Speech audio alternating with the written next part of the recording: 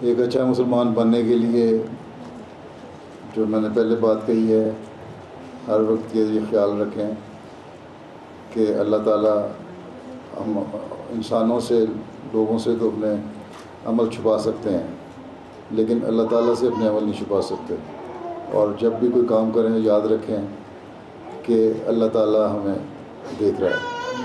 اللہ تعالیٰ نے جو حکم دیے ہیں بہت سارے، قرآن کریم میں بہت بے شمار حکم ہے، لیکن کم از کم بنیادی حکم یہی ہے کہ اللہ تعالیٰ کی عبادت کرو اور جو لوگوں کے حق ادا کرو، اچھے اخلاق اپناؤ۔ حضرت صلی اللہ علیہ وسلم نے فرمایا کہ مسلمان وہ ہے جس کے زبان اور ہاتھ سے دوسرے لوگ محفوظ رہیں۔ ایک دفعہ حضرت مسیح موعود علیہ السلام سے کسی نے پوچھا کہ میں اچھا مسلمان بننے کے لیے، اچھا احمدی بننے کے لیے کیا کروں اور کیا نہ کروں؟